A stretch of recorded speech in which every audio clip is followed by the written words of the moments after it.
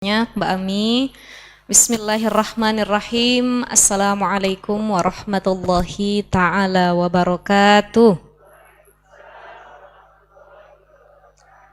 Alhamdulillah alladzi ja'alal ilma bita'allumi wa arsala lita'liminal anbiya wassalatu wassalamu ala asyrafil anam wa ala alihi wa ashabihil kiram. Rabbi israh li sadri wa yassir li amri wahlul 'uqdatam min lisani yafqahu qawli. Subhanaka la ilma lana illa ma 'allamtana innaka antal alimul hakim. Amma ba'd. Alhamdulillah, mudah-mudahan ibu-ibu yang hadir, yang menonton dari rumah juga dalam keadaan sehat walafiat. Kemudian juga ada Bu Nike ya. Bu Nike, Bu Vera, Masya Allah, mudah-mudahan dalam keadaan sehat walafiat. Para ustazah lainnya, para guru-guru lainnya yang mungkin menyaksikan dari rumah, insya Allah ini lagi masanya Omikron ya Bu ya. Tapi yang langka bukan masker, minyak goreng. Kalau pas lagi gelombang 1 yang langka masker, orang rebutan sana sini habis. Gelombang 2 yang langka oksigen, ya. Tapi gelombang 3 alhamdulillah minyak goreng.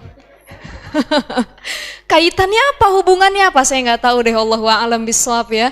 Apa kaitannya Omikron dengan minyak goreng? Tapi yang penting kita tetap ikhtiar, tetap berdoa kepada Allah. Mudah-mudahan dalam keadaan sehat walafiat.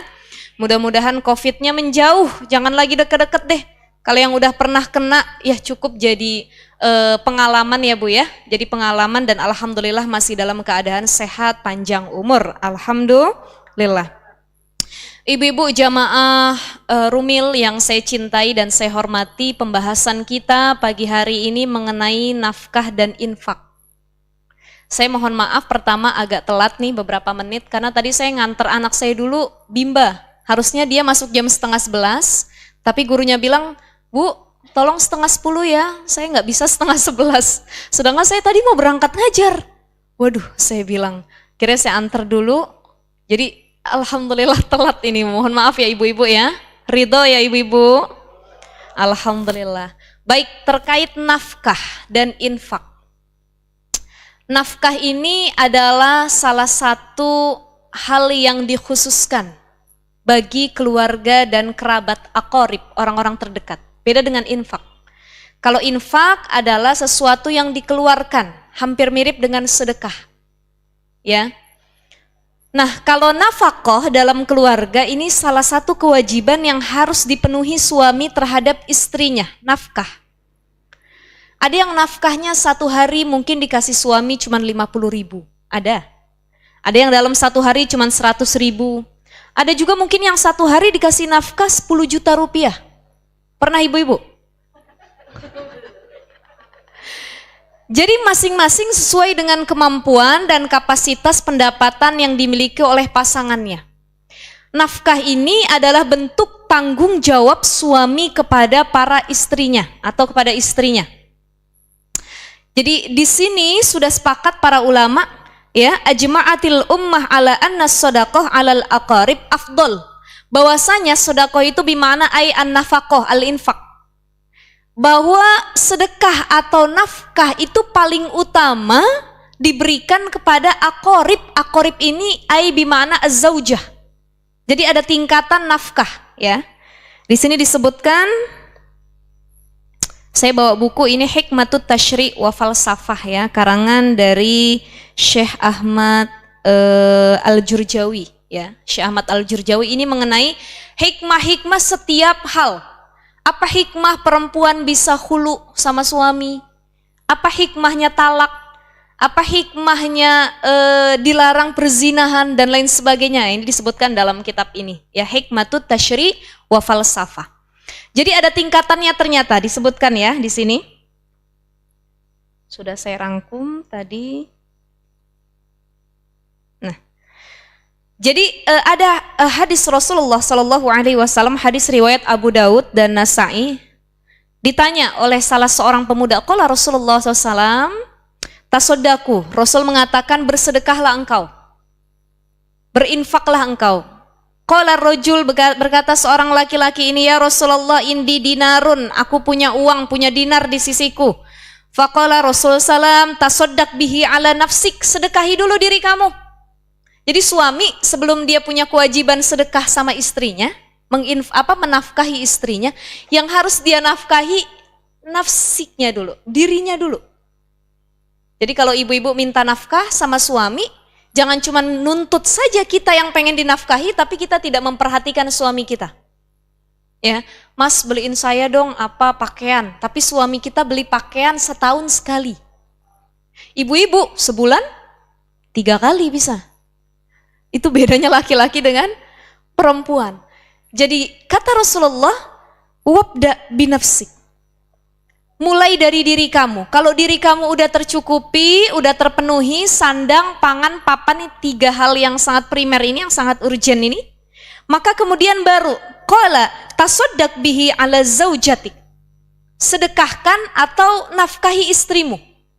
Ini disebutkannya istri dulu nih, belum anak. Kemudian berkata Rasulullah Shallallahu Alaihi Wasallam, mohon maaf, berkata pemuda ini, indi akhor, aku punya lagi uang wahai Rasulullah, diriku udah aku cukupin, istriku sudah aku cukupin, tapi aku masih punya lagi duit, siapa yang harus aku nafkahi? Qala tasaddaq bihi ala waladik, kalau kamu punya anak, berikan nafkah itu kepada anakmu. Qala berkata rajul, indi akhor, aku punya lagi duit wahai Rasulullah, nih orang kaya nih, kecukupan, banyak hartanya, rizkinya. Qala berkata Rasulullah sallallahu alaihi wasallam, tasaddaq bihi ala khadimik, kalau ada pembantu di rumah kamu, orang-orang yang lebih membutuhkan di dalam rumah kamu setelah anak dan istri kamu, kasih tasaddaq, kata Rasulullah. Qala indi akhar, qala anta absar, kata Rasulullah, wahai Rasulullah, ternyata uangku masih berlebih, masih banyak. Kepada siapa aku kasih? Kata Rasulullah, anta absar, kamu lebih tahu siapa yang bisa kamu kasih. Jadi di sini ada tingkatan. Ternyata disebutkan ajma'atil ummah annal infaqo 'alal aqarib afdol. Ternyata memberi kepada kerabat atau keluarga dulu itu lebih afdol. Jadi maknanya di sini kalau ada dari keluarga kita yang susah, itu yang ditolong keluarga dulu, jangan orang lain. Yang masih punya tali hubungan saudara terlebih dahulu. Banyak pertanyaan dari ibu-ibu misalkan begini, Ustazah, sekarang kedudukannya mana yang lebih afdol? Memberi nafkah istri atau ibu sendiri? Betul nggak? Sering ya? Jadi setiap rumah tangga itu Allah uji, Allah coba. Ada yang suaminya baik, istrinya baik, mertuanya kagak baik. Ada? Ikut campur aja. Ya, ngurus anak ikut campur, keuangan keluarga ikut campur, bahkan pembangunan rumah ikut campur. Ini terkadang perceraian ini timbul karena salah satunya faktor dari orang-orang ketiga. Di antaranya ada mertua juga. Ya, makanya kita yang jadi mertua, jadilah mertua yang bijak karena dulu kita pernah jadi menantu. Ya, jangan mentang-mentang dulu kita digituin sama mertua, pas kita jadi mertua balas dendam sama mantu. Ya, balas dendam, kata mantunya, ya Allah kok ibu gitu banget sama saya. Saya dulu juga sama mertua saya digituin, katanya. Betul ya Bu? Ada mantu datang ke rumah, kamu ya, emang ini rumah kamu? Beres-beres dong. Bu, saya kan baru ngurus anak, capek. Saya dulu ke rumah mertua saya juga digituin. Hati-hati kamu, katanya. Nah ini nih yang salah. Kita harus lebih bijak. Jadi mertua, jadilah mertua yang bijak. Jadi menantu pun jadi menantu yang bijak. Karena kelak kita bakal jadi mertua. Jadi orang tua yang harus dihormati bukan hanya orang tua kandung kita, tetapi juga mertua. Jadi salah satu keberhasilan perempuan itu dalam 3 hal. Pertama, ketika dia berhasil menjadi seorang istri yang salihah, zaujatan muti'atan. Yang kedua, ketika dia berhasil menjadi madrasatul ula, sekolah yang berhasil mencetak generasi peradaban yang hebat, solih-solihah. Dan yang ketiga, ketika dia menjadi anak yang berbakti, baik kepada orang tua kandungnya maupun kepada mertuanya. Jadi orang tua ini ada 3. Ya, terbagi 2, ada orang tua sabab, ada orang tua nasab. Orang tua nasab 1, yang ngandung kita, melahirkan kita, membesarkan kita, ngasih makan kita, ini orang tua nasab. karena hubungan kandung, sedarah. Yang kedua ada orang tua sabab. Sabab keilmuan. Kita punya guru kita ngasih ilmu, ini orang tua. Sabab keilmuan. Yang kedua, karena sabab ini adalah sabab pernikahan. Kita punya suami kita punya ibu dan bapak. Maka orang tua suami kita, dia juga menjadi orang tua kita, tapi orang tua sebab perkawinan. Tapi nanti kalau misalkan ada yang bercerai, tidak ada yang namanya mantan mertua. Mantan suami ada, mantan istri ada, tapi mantan anak, mantan mertua tidak ada. Nggak ada. Jadi mentang-mentang kita cerai sama pasangan kita, nggak pernah lagi silaturahim sama mertua. Nah ini yang tidak diperbolehkan karena tidak ada yang namanya mantan mertua, dia tetap orang tua kita. Ya. Nah bagaimana jawabannya kalau misalkan seorang laki-laki, dia punya orang tua yang harus dinafkahi, tapi dia juga punya kewajiban terhadap istrinya. Ya, jadi para ulama sepakat ala zaujatik wa alal waladik, sama anak dan istri itu lebih afdol. Terlebih kalau orang tuanya orang kaya. Jadi si laki-laki ini punya istri anak, kemudian punya ibu, ya punya orang tua, sudah tua, tetapi hartanya masih banyak. Nah di sini dia tidak ada kewajiban untuk memberi kepada orang tuanya, sebagaimana dia rutin memberi kepada istrinya. Tapi beda hal kalau misalkan indakal kibaro ahaduhuma, kalau salah satunya sudah mohon maaf dalam usia senja, salah satunya sudah dalam keadaan marid atau maridoh, keadaan sakit, maka anak laki-laki itu punya kewajiban menafkahi ibunya.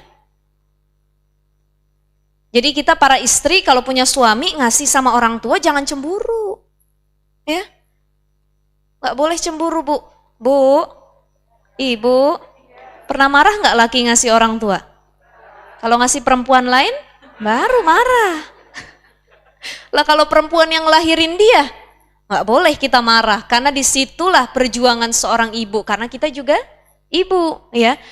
Andai kata kita tidak hormat kepada mertua kita, disebutkan birru aba'akum tabirrokum abna'ukum. Hormati orang tua kamu, baik yang mertua ataupun orang tua kandung. Kenapa? Tabirrokum abna'ukum. Kalau kamu punya anak itu ada hubungan apa disebutnya? Sebab akibat. Kalau kamu hormat sama orang tua, kelak anakmu jadi orang yang hormat sama dirimu. Tapi kalau kamu jadi anak durhaka kepada orang tua, anak-anakmu juga nggak jauh beda nanti. Saya belum lama lihat video viral di Instagram, mungkin ibu-ibu juga ngelihat. Ada salah satu yang merekam ya, ini kejadiannya di rumah sakit. Jadi ibu-ibu sudah tua renta, kayaknya sih mungkin entah stroke atau nggak bisa jalan lagi ya bu, di atas kursi roda, itu didorong sama perempuan, ya perempuan. Sudah berusia juga. Saya nggak tahu itu anaknya atau itu pengasuhnya atau babysitternya, nggak tahu kita, ya. Tapi kalau itu anaknya kebangetan sekali, pas banget kerekam videonya. Apa yang terjadi? Ini si ibu yang sudah tua renta, ya kadang orang tua itu kan indakal kibaru ahaduhuma falatakul lahuma ufin dalam Al-Quran. Nggak boleh kita ngomong ya. Walatan harhuma nggak boleh gentak. Kenapa? Orang tua kalau sudah kembali pada usia tua itu anak-anak kalah manjanya bu. Ya, saya ngerasain banget ngerawat ibu saya 5 tahun kurang lebih stroke. Itu kembali kayak anak kecil. Kalau anak kecil buang pup di celana di tempat tidur, anak kecil sedikit kotorannya. Tapi kalau orang tua dia buang kotoran, itu satu tempat tidur kena semua. Jadi melebihi anak kecil, manjanya pun melebihi anak kecil. Ini seorang ibu-ibu sama orang yang bawa di belakangnya, kemungkinan anaknya ya atau pengasuhnya, itu ditabok bolak-balik. Ya, ditabok bolak-balik, didorong ibu itu. Kemudian ibu itu menengok, dicubit lagi sama orang di belakangnya itu. Yang ngerekam, ya Allah, astagfirullah, astagfirullah. Ya, jadi hati-hati. Kenapa kita punya anak kadang durhaka sama kita? Kadang sulit dibilangin, mohon maaf, bisa jadi ada dulu kelakuan kita sama orang tua yang tidak kita sadari. Makanya kalau ada mungkin yang pernah khilaf dulu sama orang tua, langsung istighfar bu. Kita sholat tobat, ya Allah, saya mohon ampun. pernah berbuat tidak baik kepada orang tua saya. Kenapa? Takutnya pas jadi orang tua, anak kita juga melakukan hal yang sama. Ya, takutnya melakukan hal yang sama. Jadi ini pentingnya kita harus saling empati, terutama kepada mertua kita. Jadi kalau ada laki-laki, dia orang yang kaya, berlebih, rizkinya banyak. Nah, lebih baik, kata Imam Nawawi dalam Syarah Muhadzab disebutkan, tawazun, seimbang. Istrinya dikasih, ibunya juga dikasih. Nah, istri yang baik, istri yang solihah adalah istri yang bisa menjadi jembatan wasilah suaminya untuk berbakti kepada ibunya. Itu ciri istri solihah. Ya, Bu, ibu kalau dibeliin emas sama suami, bilang gini nggak sama suami, Bang? Ini emas banyak banget, alhamdulillah ibu udah dibeliin belum, Bang? Bilang gitu nggak? Dibeliin tas branded sama suami, ya Allah Bang, alhamdulillah tiap bulan kayak begini Bang. Ngomong-ngomong ibu di kampung udah dibeliin belum Bang? Suka nanya gitu nggak Bu sama suami? Enggak katanya. Ya, jadi ayo sama-sama kita terapkan, kita amalkan. Kalau suami ngasih sesuatu sama kita, mau itu duit, mau itu tas, mau itu barang-barang yang mewah, tanya sama suami kita, Bang, abang ngasih saya duit banyak bener nih, habis dapat tender, dapat bonus. Ngomong-ngomong ibu dikasih nggak Bang? Kata abangnya belum dikasih, kasih juga Bang, transfer juga. Ya, jadi jangan ada cemburu sama orang tua. Ya, lebih baik suami kita mengeluarkan uangnya buat orang tuanya daripada buat yang lain-lainnya. Nah, nanti takutnya ada rekening tersembunyi, kayak film Layangan Putus. Ini siapa Mas rekeningnya? Aku nggak tahu. Ini atas nama kamu, kata istrinya. Dan kamu ajak dia ke Kapadokia. It's my dream, katanya. Nonton ibu-ibu di sini nih kayaknya nih ya. Bu. Jadi jangan pernah cemburu sama orang tua sendiri, ya.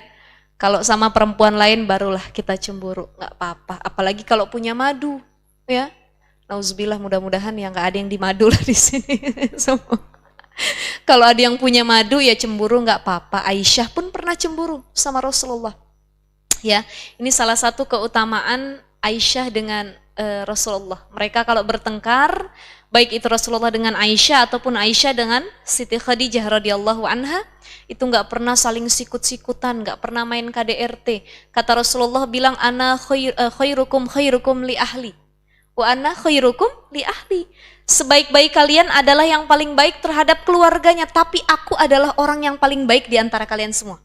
Rasulullah itu nggak pernah sedikit pun mukul istrinya, nggak pernah sedikit pun menyakitin istrinya. Ya, bahkan ketika peristiwa hadisul ifki yang difitnah Aisyah itu berselingkuh dengan salah satu pasukan peperangan Islam saat itu Rasulullah tidak pernah kasar sama Aisyah, tapi Rasulullah walaupun marah dipulangkannya Aisyah ke rumah Abu Bakar, mertuanya. Itu Rasulullah tiap hari ngintip di jendela, Bu. Istriku gimana keadaannya ya? Jadi tidak sampai mukul, apalagi berkata kasar. Kan dokter Aisyah Dahlan pernah bilang ya Bu ya, sering isi kajian di sini juga, kalau perempuan itu kan mulutnya dalam sehari bisa mengeluarkan kata-kata sampai berapa? 20.000 kata gitu. Laki-laki hanya sekitar 7.000 kata. Nah artinya memang perempuan tuh suka ngomong gitu. Lebih banyak omongannya. Apalagi kalau suami kita marah, menjawab kita lebih banyak. Itu juga yang terjadi pada Aisyah radhiyallahu anha. Pertama masih muda, labil. Yang kedua suka ngambek, wajar ya, karena beliau cinta sekali dengan Rasulullah. Kalau kita jadi istri Rasul pun pasti kita cinta banget sama Rasul, betul nggak Bu? Iya, banyak cemburunya seperti Aisyah. Nah Aisyah juga sangat pencemburu. Jadi Aisyah itu kalau misalkan marah, nggak pernah berhenti ngomongnya. Rasulullah, ya nggak jauh sama kita ya Bu. Tapi apa yang Rasulullah katakan, Rasulullah nggak pernah ngomong, ngejawab kamu ya. Kamu marahin suami ya? Tidak. Tapi yang Rasulullah lakukan adalah meredam kemarahannya, dipeluknya Aisyah, diciumnya keningnya. Aduh, Masya Allah, Ibu kalau di rumah gitu nggak sama suami Bu? Jujur banget sih. Jadi abis pulang dari Rumil, Ya, ayah kalau marah, sebisa mungkin contoh Rasulullah. Kata suaminya, kamu juga contoh Aisyah. Jangan aku juga, cuman aku yang disuruh nyontoh Rasulullah. Jadi istrinya harus seperti Aisyah, suaminya harus seperti Rasulullah gitu. Saling sabar, saling tafahum, saling at-taradi, ya. Asasu fi aqdiz zawaj, kata Syekh Wahbah Az-Zuhaili. Jadi pernikahan itu adalah saling ridho, termasuk masalah nafkah. Suami ngasih berapapun sama kita, alhamdulillah. Apalagi kalau kita bisa menjadi manajer keuangan keluarga yang luar biasa. Diaturnya bukan hanya buat makan, tapi bisa buat sedekah, bisa buat ngasih orang tua, bisa buat bantu tetangga, orang lain, dan lain sebagainya. Ya, syukur-syukur ada lebihnya, bisa buat shopping, bisa buat perawatan di salon, ya Bu. Ya, itu harus ada tafahum, saling pemahaman. Jadi kita lihat berapa pendapatan suami kita. Kalau suami kita pendapatannya banyak, tapi dia pelit sama kita, tidak pernah memberikan nafkah, ini menjadi dosa. Tapi ada suami-suami karena efek COVID-19, satu usahanya bangkrut. Banyak ya Bu? Usahanya bukan bangkrut sih, tapi menurun pendapatannya. Dan dia bertanggung jawab terhadap biayaan kantor, karyawan yang harus dibayar, padahal pemasukannya tidak seberapa. Ada yang di kantor kerja di PHK, akhirnya tidak punya kerjaan, jadi pengangguran. Ya, ada juga yang akhirnya jualan, usaha, berdagang, tutup jualannya karena efek COVID-19. Nah, di sini perempuan diuji. Walanablukum bisyarri wal khairi fitnah. Sebelumnya pernah sudah saya sampaikan, kita diuji dengan dua hal. Pertama, kesenangan. Yang kedua, kesusahan. Kalau Allah lagi ngasih kita banyak duit, itu kita lagi diuji berarti. Kira-kira duitnya dipakai buat shopping aja apa buat sedekah? Itu diuji sama Allah. Dikasih kesusahan juga diuji, sabar atau tidak. Makanya ada ungkapan begini. Laki-laki diuji ketika perempuan tidak pakai apa-apa. Betul nggak? Betul?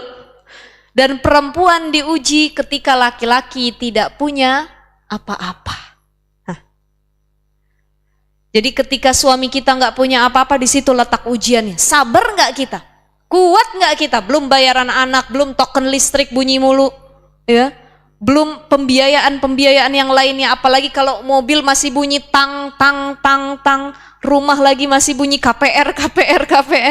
Nah ini kan masih masih jadi PR akhirnya. Saling tafahum itu yang diperlukan. Makanya nafkah berapapun dari suami, kalau memang sesuai dengan pendapatannya harus kita terima. Yang jadi permasalahan adalah ketika suami memberikan nafkah tidak sesuai dengan pendapatan. Gaji dia per bulan 20 juta, tapi per hari dia ngasih istri dia cuma 50.000 sehari. Udah plus jajan sama anak-anaknya 5 orang lagi. Bu, banyak gak yang begitu? Banyak.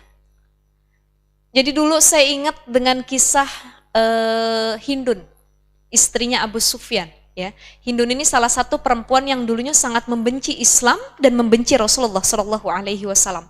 Bahkan dalam riwayat, dalam sirah dijelaskan, Hindun itu pernah membelah dadanya paman Rasulullah. Ya, pernah membelah dada paman Rasulullah, dimakannya oleh Hindun saking dia bencinya sama Islam. Ya, Hamzah bin Abdul Muthalib, pamannya Rasulullah. Nah, ketika dia sudah masuk Islam, Hindun dan Abu Sufyan menjadi orang yang paling banyak berkontribusi untuk kemajuan Islam. Pernah Hindun datang sama Rasulullah nih, Abu Sufyan ini seorang saudagar kaya, ya, pembisnis yang hebat seperti Utsman bin Affan, kaya raya. Datang Hindun kepada Rasulullah, wahai Rasulullah, aku ingin mengadukan sesuatu. Apa kata Rasulullah? Sesungguhnya aku punya suami Abu Sufyan. Dia orang yang sangat pelit, wahai Rasulullah, terutama sama istri dan anaknya. Tapi kalau sama orang lain royal, ada suami yang model begini nih. Sama orang royal, ketemu rekan kerja, temennya, alumninya, itu diajak makan ke kafe mahal, ke restoran mahal. Tapi sama istri anaknya di rumah hemat-hemat. Ada yang begini, salah satunya Abu Sufyan. Apa yang harus saya lakukan, wahai Rasulullah? Kata Rasulullah SAW mengatakan, khudhi min malihi mayakfiki wabanik. Ambillah ambillah sebagian harta yang dia miliki walaupun tanpa izinnya, dan ketika engkau ambil jangan banyak-banyak, yang sekiranya bisa nyukupin diri sama anak kamu untuk kebutuhan. Ini artinya hadis ini membolehkan kita ngambil duit suami, Bu. Udah senyum aja nih. Alhamdulillah, habis ini gue ambil boleh nih katanya. Akan tetapi syaratnya satu, suaminya orang yang pelit, medit, bakhil. Kalau suaminya orang soleh, suka ngasih nafkah yang sesuai buat kebutuhan kita, itu nggak boleh, haram. Emang ibu-ibu kita, Bu, hobinya suka nilep duit suami. Betul nggak? Benar, benar. Apa buktinya? Ustazah katanya. Buktinya kalau kita nyuci, nyetrika, ketemu duit di kantong suami, diambil atau dibalikin? Nilep apa bukan? Suka ketemu, Bu, kalau nyuci nyetrika? Ada aja 50.000, abis itu udah basah dia jemur lagi. Kata suaminya bilang, kamu ngelihat nggak duit 50.000 di kantong? Nggak ngelihat katanya. Nah ini sudah bohong, sudah mengambil duit suami, ya. Jadi abis ini kalau kita nemu duit suami di kantongnya, Bu, sebisa mungkin kita balikin. Yang udah kita ambil, kita minta maaf, tapi jangan minta maaf kalau suaminya pelit. Ya, kebetulan tanpa harus ngambil ke kantongnya, nemuin duit lagi nyuci. Pelit memang suaminya selama ini, udah alhamdulillah rizki tak terduga. Uang kaget kalau kata ibu-ibu. Ya, uang kaget. Jadi itu. Jadi dibolehkan kita ngambil uang suami kalau suami kita pelit, medit ya, tidak mencukupi nafkah sama sekali. Karena suami yang tidak memberikan nafkah kepada anak istrinya dan dia tahu hukum nafkah ini adalah wajib, maka ini jadi dosa buat suaminya. Apa nafkah yang harus diberikan kepada istrinya? Sandang, pangan, papan, tempat tinggal, ya, kemudian pakaian, kemudian makanan. Selama ini banyak suami yang nggak eling, nggak inget. Taunya dia ngasih istri cuman buat makan aja, belanja sehari-hari.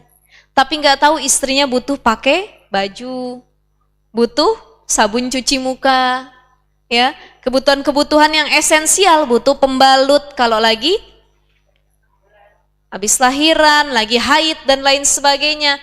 Nah, apalagi butuh tempat tinggal. Nah, biasanya kalau tempat tinggal itu jadi kebutuhan bersama ya.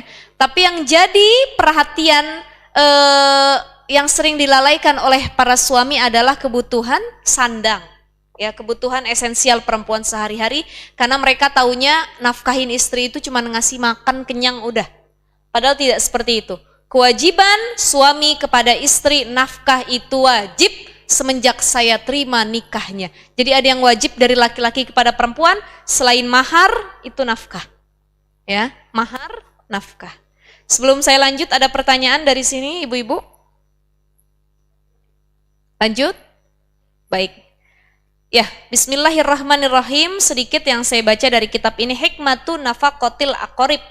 Hikmah memberi nafkah kepada kerabat dekat. Al-hikmatu fi hadhihin nafaqati tarji'u ila silaturrahim wa musa'adatihim. Jadi manfaat memberi nafkah, memberi sedekah kepada keluarga terdekat, saudara kandung, kepada orang-orang terdekat yang ada hubungan mahramnya, itu lebih diutamakan. Hikmahnya ada dua. Pertama, hikmahnya untuk menjalin silaturrahim. Yang kedua, hikmahnya membantu mereka. Jadi kalau ibu punya uang lebih, pengen sedekah, pengen memberi infak, jangan ke orang lain dulu, Bu. Kita punya abang, punya adik, ternyata susah. Ini kita keluarga kita udah kecukupan nih, alhamdulillah misalkan. Ternyata abang kita, adik kita beserta istri dan keluarnya kesusahan. Mereka masuk dalam kategori mustahik zakat, orang yang berhak menerima zakat. Fuqara, masakin, ya, kaum duafa, kemudian lagi ada yatim di keluarga kita. Mereka harus lebih diutamakan daripada orang lain. Jadi ada apa disebutnya? Ada tingkatan-tingkatannya. Pertama istri, anak. Kemudian orang-orang yang berada di dalam rumah kita, pembantu kita ataupun siapa orang terdekat dalam keluarga kita. Selanjutnya adalah orang tua kita. setelah orang tua kita adalah saudara-saudara kita al-aqarib, ya, kerabat terdekat yang masih ada hubungan darahnya. Setelah saudara-saudara kita, baik itu yang terdekat ataupun yang rumahnya jauh dari kita, yang penting masih saudara sama kita. Baru tetangga-tetangga terdekat kita. Lihat, kalau pengen infak ngasih anak yatim, sekitaran rumah kita dulu ada nggak anak yatim? Seperti itu. Ya. Kemudian kalau sudah sekitaran rumah kita, baru yang rumahnya jauh dari kita, baru ke wilayah-wilayah yang lebih jauh dari rumah kita. Nah, kebanyakan kita ini sering salah dalam memberikan nafkah atau sedekah, memberikan infak atau sedekah. Yang kita utamakan orang lain dulu, padahal ternyata keluarga kita banyak yang masih jadi yatim, yang baru ditinggal orang tua, yang kekurangan, gorimin, orang yang lagi hutang pihutang dalam masa berhutang sama orang lain. Jadi saudara dulu, ya, minjemin utang juga begitu, jangan sama orang lain dulu, saudara dulu. Ini sama orang lain dipinjemin utang gampang, datang, assalamualaikum bu, waalaikumsalam. Saya boleh minjem nggak utang berapa? 50 juta? Boleh katanya, sama temannya sendiri. Tapi begitu yang datang saudara, boleh nggak abang ngutang sama kamu? Aduh gimana ya bang ya? Ini uangnya uang suami saya, bukan uang saya katanya. Ya, jadi utamakan orang terdekat. Karena selain menyambung silaturahim, dia juga bisa menambah pahala buat kita karena kita sudah membantu orang-orang terdekat kita.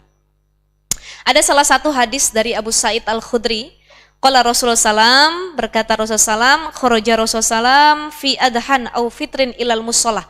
Ketika itu Rasulullah itu keluar setelah sholat Idul Fitri ataupun sholat Idul Adha dari satu musola atau masjid, suman sorofa. Kemudian Rasulullah berkeliling ke sekitar masjid, sekitar perumahan, sekitar tempat-tempat penduduk masyarakat.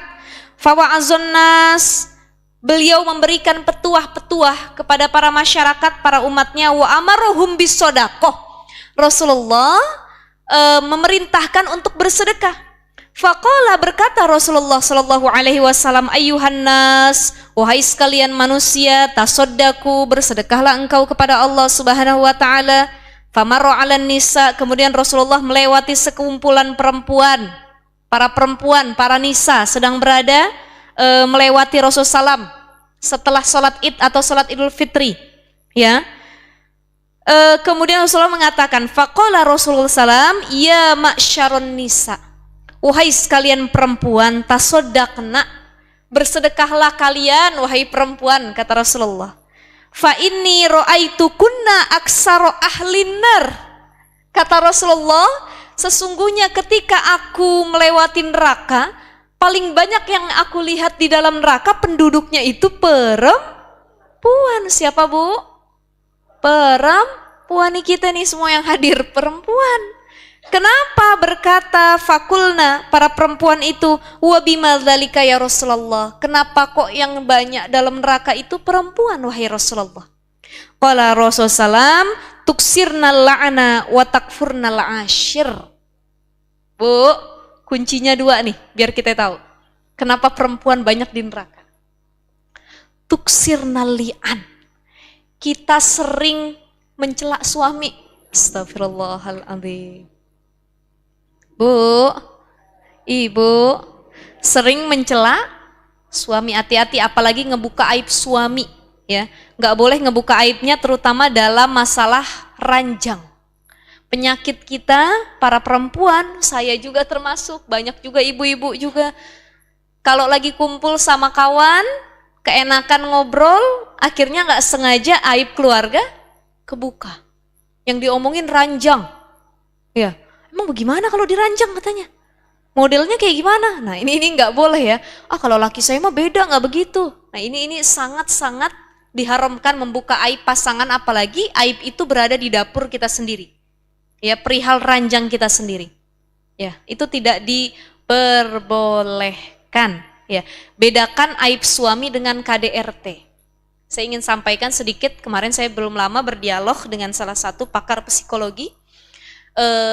Beliau psikologi rumah tangga ya, kita bahas mengenai KDRT dalam Islam itu aib atau tidak. Bedakan aib dengan KDRT, Ya, aib itu kalau suami, mohon maaf, tidurnya ngiler, itu aib. Bu, bu, suami suka buang angin depan muka kita, itu aib. Aib. Suami kalau mohon maaf, dia suka ngupil. Habis ngupil dikasih sama kita, itu aib. Jangan ceritain sama orang. Laki saya memang jorok katanya. Kalau ngupil ditaruh di baju saya, taruh di tempat tidur, itu aib. Ya, suami kita bagaimana porsinya, modelnya kalau diranjang itu aib, nggak boleh disampaikan. Tapi beda kalau misalkan suami kita sudah main tangan, itu bukan aib lagi, itu KDRT. Ya, di Indonesia kita ada undang-undang perlindungan, ya, dari kekerasan terhadap perempuan. Jadi kalau data dari Komnas Perempuan tahun 2019 itu KTP, kekerasan terhadap perempuan meningkat sangat pesat. Dan paling banyak datanya didapat dari pengadilan agama. Dan kekerasan terhadap perempuan menjadi salah satu faktor perceraian paling tinggi setelah perekonomian. Artinya apa? Kalau ada suami berantem sama kita, sudah main tangan, harus diadukan itu. Tapi ustazah, saya pengen ngasih kesempatan, nggak apa-apa kok mukul sekali, saya maafin juga. Oh, nggak boleh kayak gitu. Ada orang-orang yang memang sudah tabiatnya dia kasar, ya, suka memukul. Yang kedua, ada orang yang dikasih hati minta jantung, udah dimaafin dia ulangin lagi.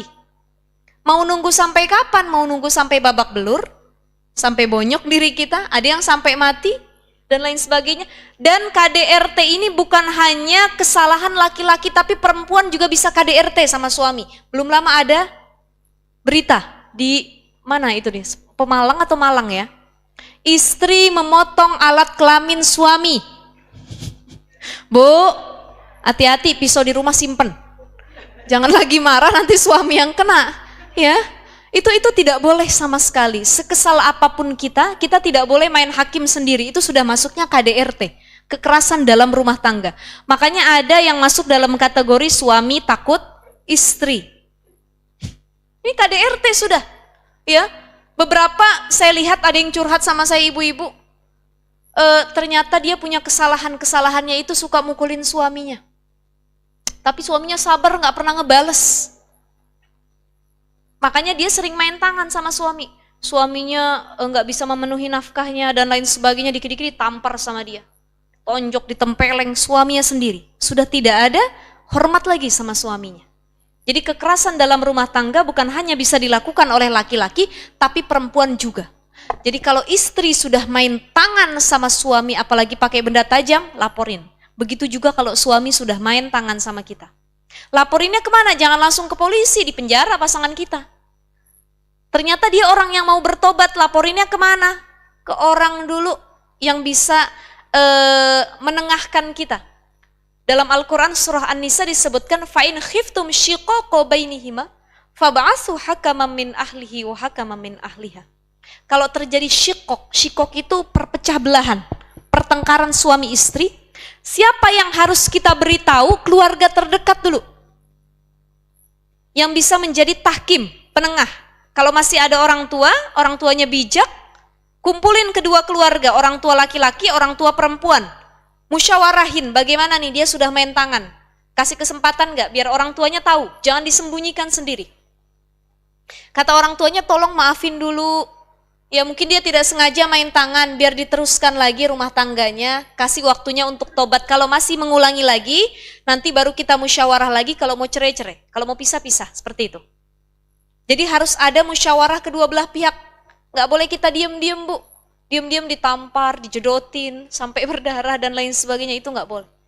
Bagaimana kalau kita merasa ustazah saya takut kalau ngelaporin sama orang tua saya jadinya pikiran, timbul penyakit. Cari guru spiritual. Ya, kita punya guru spiritual, ustadz, ustazah, kiai, habaib, atau guru-guru lainnya. Jadikan penengah kita.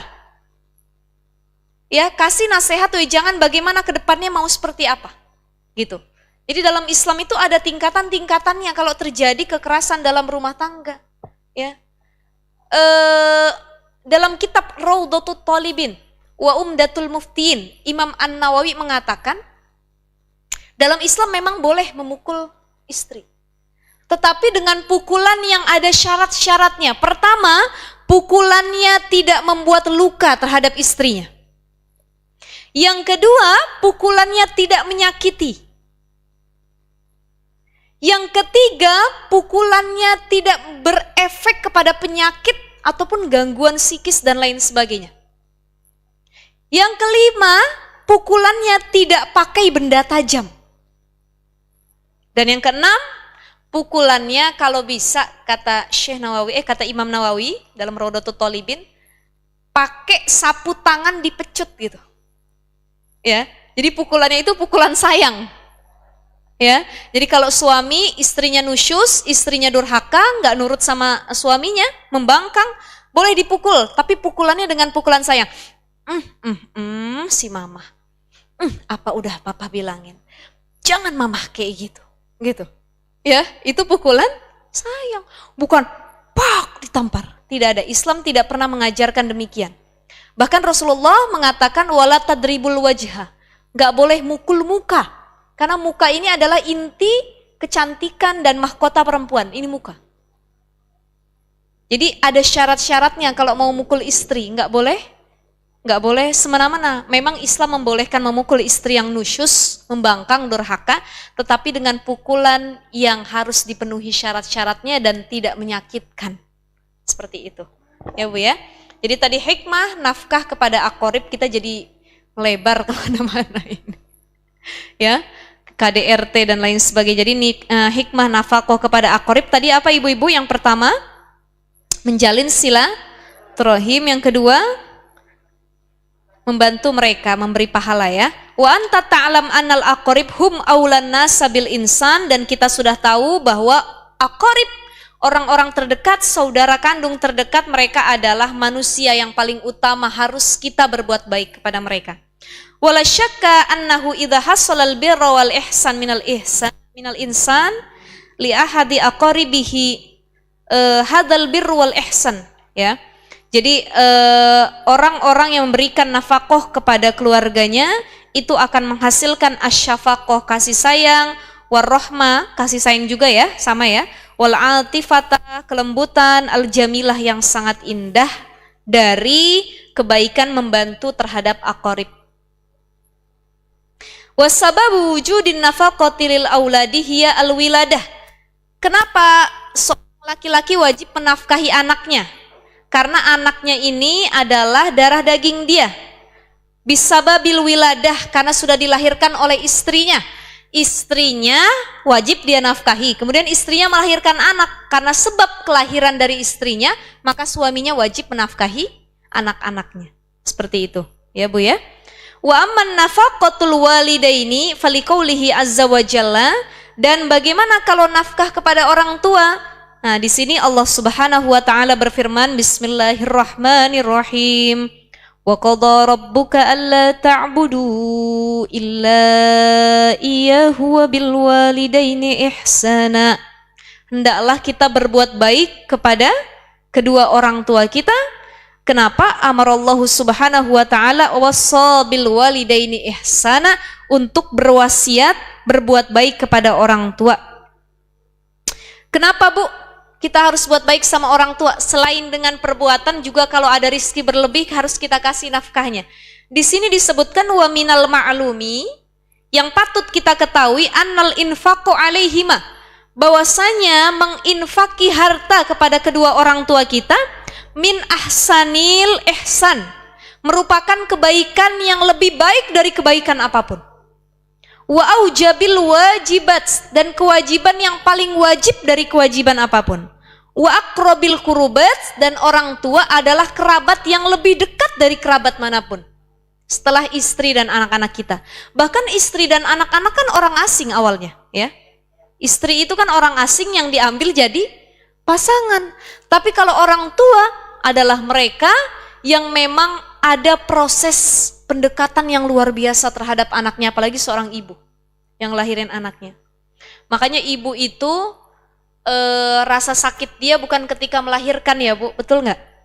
Tapi rasa sakitnya adalah ketika dia dibentak oleh anak-anaknya. Betul nggak? Betul? Kalau ibu sudah sakit karena ucapan anak-anaknya, karena bentakan anak-anaknya, ini patut jadi muhasabah diri kita. Ya, saya ada cerita, dan ini kisah nyata ibu-ibu semua. Saya nggak sebutin ya orangnya siapa.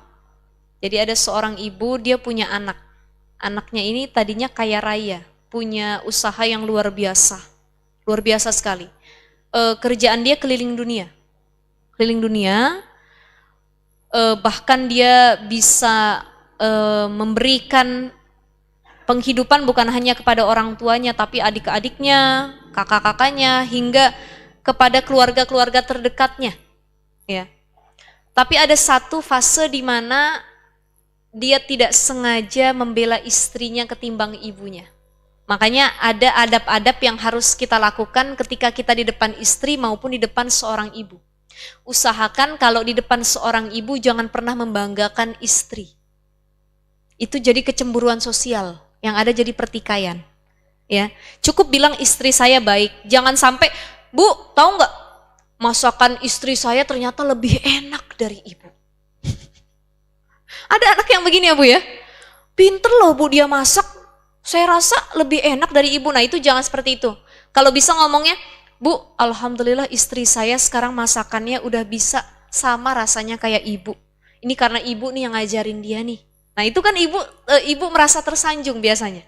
Alhamdulillah mantu saya bisa masak, anak saya bisa merasakan enak masakan seperti masakan saya. Dan itu karena akibat sudah diajarkan oleh ibunya gitu. Ya, jadi jangan sampai menceritakan kelebihan istri yang menjadikan sakit hati. Bu, tahu nggak? Istri saya mah sabar orangnya begini-begini dan begitu. Nah ini nggak boleh. Nah ini kisahnya adalah seorang ibu ini seringkali mendengar suaminya membanggakan istrinya. Bahkan dia mengatakan, Bu tahu nggak, usaha saya ini bisa lancar kayak gini. Saya bisa jadi orang kayak gini. Ini karena doa istri saya Bu. Padahal dia lupa ada ibunya di situ. Dia lupa selain doa istri yang menjadi keberhasilan, ada doa yang